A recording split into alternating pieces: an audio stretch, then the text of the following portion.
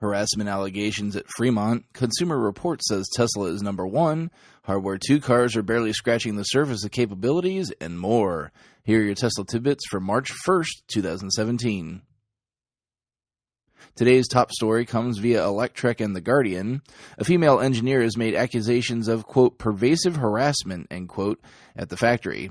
A.J. Vandermaiden, now an operations commodity manager with Tesla, filed suit last fall over the allegations. She did an interview with The Guardian today alongside her lawyer, Therese Lawless, sharing her story. In her time on the factory floor from 2014 to 2015, she alleges that catcalling and inappropriate language were a problem. Despite complaints to HR, she claims they were not helpful in resolving the issues. But these weren't the only problems. Per The Guardian, quote, but her objections about sexual harassment and unequal pay only caused her more trouble, according to her complaint. The lawsuit alleges that after she raised concerns in the fall of 2015, management told her that in order to advance her position, she needed to achieve a performance standard in the factory that was unattainable and not expected of male engineers, end quote. Tesla responded to the story later in the day with their side of the story. A spokesman for Tesla sent the following statement to Electrek, quote, Tesla is committed to creating a positive workplace environment that is free of discrimination for all our employees. Ms. Vandermaiden joined Tesla in a sales position in 2013, and since then, despite having no formal engineering degree, she has sought and moved into successive engineering roles, beginning with her work in Tesla's paint shop, and eventually another role in General Assembly.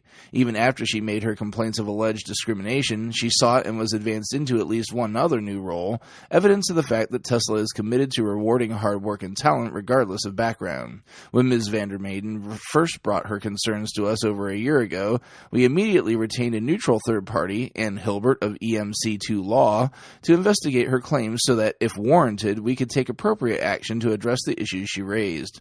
After an exhaustive review of the facts, the independent investigator determined that Ms. Vandermaiden's claims of gender discrimination, harassment, and retaliation have not been substantiated. Without this context, the story presented in the original article is misleading, end quote. Electrek notes that Hilbert had access to Tesla's compensation data and found that Vandermaiden's salary was in the middle of the range. There were folks hired in with a higher wage than her, but the highest paid new hire was a woman, and several men were paid less than her. These factors led Hilbert to conclude that gender discrimination had nothing to do with her compensation. Consumer Reports has had an interesting history with Tesla, but today Electrek reports that they've scored Tesla the highest of any American brand in their 2016 Auto Brand Report in their first year of eligibility. They only became eligible this year as it was the first full year where they had two models of vehicle for sale. The rating consists of two scores. One is the overall score, comprised of road tests, predicted reliability, owner satisfaction, and safety. The other is a standalone road test score. Interestingly enough, Tesla finished 8th overall behind Mazda, despite having an identical overall score, but owning a far superior road test score equaled only by Porsche in the top 10. Regardless, despite only 4 years of production of its first flagship vehicle, no other American manufacturer could top the little company that could from Fremont, California. In another curious bit, Electrek brings us the story that Hardware 2 cars are using only one of the 8 cameras equipped on the car for enhanced autopilot. Despite the design studios saying that 4 of the 8 are used with the feature, an enterprising owner decided to put the car to the test, taping over all but the center main camera.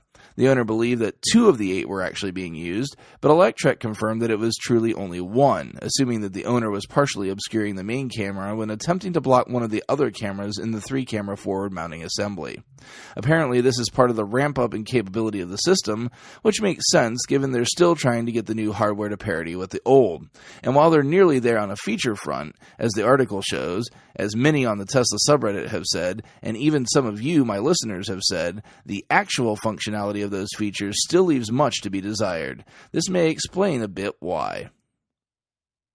Electrek also reports that Panasonic has revealed a new solar roof product for cars. They already had a 50-watt product that was in use on Toyota's plug-in Prius, but obviously this is a fraction of the power required to do anything with the car, and only ran the fans for the AC.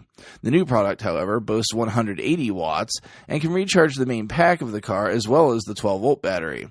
A press release from Panasonic said, quote, Panasonic's solar cells have a unique structure that combines a crystalline silicone substrate graphite and an amorphous silicone film, and feature high conversion efficiency and excellent temperature characteristics. Conventional automotive solar cells can output up to several tens of watts and have been used only for the auxiliary charging of 12-volt batteries and ventilation power sources for parked cars. However, the use of the features of Panasonic solar cells allow a high output, approximately 180 watts, in limited area on the car's roof, enabling the charging of the drive lithium-ion batteries as well as 12-volt batteries, resulting in a possible extension of an EV's travel distance and increased in fuel economy." End quote. 180 watts is still not really a ton of power, and Electrek notes that over the course of the day in good conditions, this will probably net you a touch over 2 miles of charge on the main battery pack. It'll be interesting to see what the option costs to understand whether it's really worth it. That cash is very likely better spent on solar and storage for the home rather than the roof of the car. Finally, Reddit user Purist Evil dropped us a tidbit in the subreddit that Model S custom production delivery has now been pushed back to May. And a quick check of my own reveals that Model X is in the same boat. Sadly, if you're in the market for one of the vehicles you can actually buy right now, you're on at least an 8-week wait. Check out the links to today's full stories in the show description. Thanks to Teslarati and Electrek for digging up much of the news I report on each show. I want to take this moment to deliver an apology and a super special thanks. The thanks goes to YouTube user Philip Stewart for being the first to let me know that I'd botched the link for the Vampire Drain story when I put it into the description of yesterday's show. It has since been corrected. The apology is to all of you for making that mistake, which was a possible malware site. It's an honest mistake, but I've got to do better than that, and I apologize profusely for that error. As always, I also have to show my thanks to super patrons John Waltauer, Drew Schuyler, Cookie UK, and John Waller for supporting the show at the $10 plus level over at patreon.com/Tesla Tidbits. If you're on a tight budget, I totally understand, and I always welcome your positive iTunes reviews, subscriptions across all services, and any other social media support you can throw my way. If you have feedback for me, the best way to be heard is to tweet at Tesla Tidbits. That's it for today. I'll see you back here again tomorrow. Until then, keep it charged and hit the road.